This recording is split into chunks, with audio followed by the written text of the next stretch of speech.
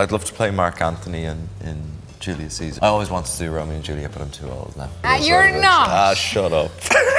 I think it's really hard to do Shakespeare on film generally, because it's so fundamentally theatrical that you're like, oh, I don't know how to do this. You were brilliant at Shakespeare on screen, though. To see you kind of be the man who made it and also be the man saying Many it. sleepless nights. You are Shakespeare. You are Shakespeare. Now you have to say the words like Shakespeare, and you can't be bad. You're brilliant. Thanks.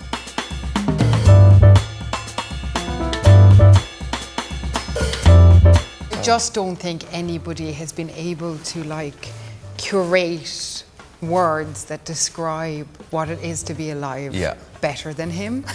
It's sometimes unfathomable. There's things that he says about things that are universal experiences that nobody was able to write before it, nobody's been able to write since. Yeah. We reference him in everything. The great writers of today reference him in everything. Songs that we love come from things that he's written. What makes him so brilliant is his fearlessness, I think. I think Shakespeare is someone who knew the shadows. That sometimes the greatest wisdom that humanity needs are buried in our shadows. And he is not afraid to tell stories that contain that. So I think that's why it's timeless. Uncompromising curiosity about humans. Yeah. You can feel it throughout his plays that as he gets older, he's just trying to get to the source of what it is to be alive. And to be a human being in any time is a complicated experience, and I think that's why people recognize themselves, not just the fantasy part of themselves, the human part of themselves. The thing that is extraordinary about him isn't just his talent, it's actually his capacity to be brave enough to write the things that scare him the most. He's an epic, empathetic man. Yeah. I'm scared of him. To take on a Shakespeare play is always a scary feat. Yeah. He is brave enough to be curious about the depths of himself and to use the depths of himself and what he knows closest to him to be able to give us a vessel to find our own selves in as well. Yeah. He's not filtered. He's not afraid to go into the shadows. Show me your hand. What do you see?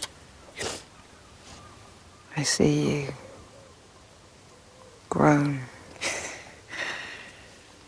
very strong. And I see you in London working with your father. I don't think Agnes is a witch.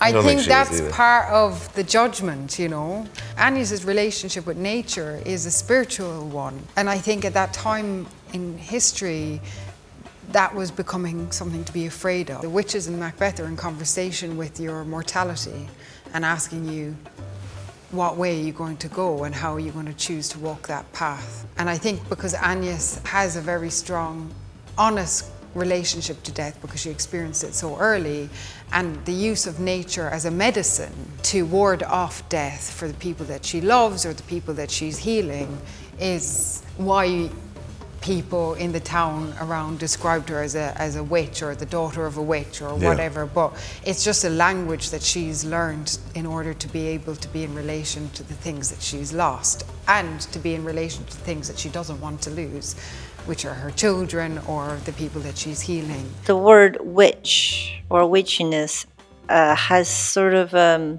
ring to it that is a bit misguided. What really is what we're talking about is a deep and pure connection with nature. Like children are witchy, so are animals, because the intuition is so uninterrupted. And when you have that connection with nature, you almost can perceive the world from different perspectives, and you also can hear and feel things that others might be a bit numb to.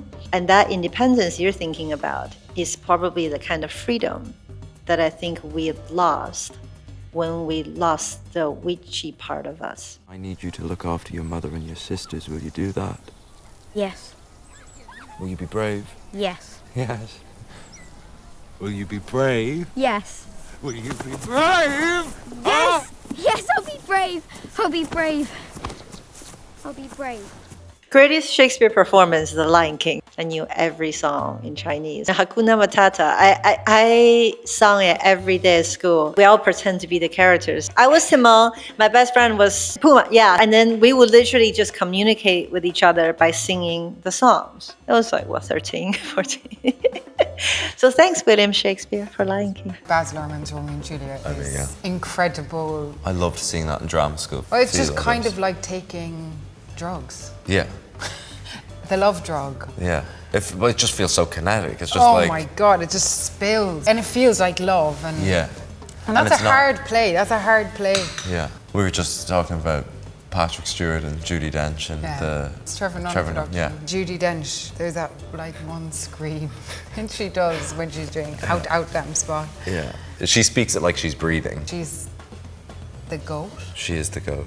I don't know what the goat means, but I think the greatest of all time. Yeah, she's a goat. She's a goat. I think Judi Dench is a goat. These films, even though they are in different genres, they feel deeply human, even though one has no human in it. I'd love to do Macbeth. I would love to do that. Macbeth. That would be good crack. I really want to do, Macbeth. That would be good. Oh, Lady and Macbeth. If you ask me, like my encounter with Shakespeare before this one is when I did the monologue for my drama class at LA High, Lady Macbeth. All I remember right now is "Unsex me." Best line. We're open to doing Macbeth. I'm available anytime. Yeah. Yeah, you're not. It's got to be a Beatle first. It's got to be a Beatle first.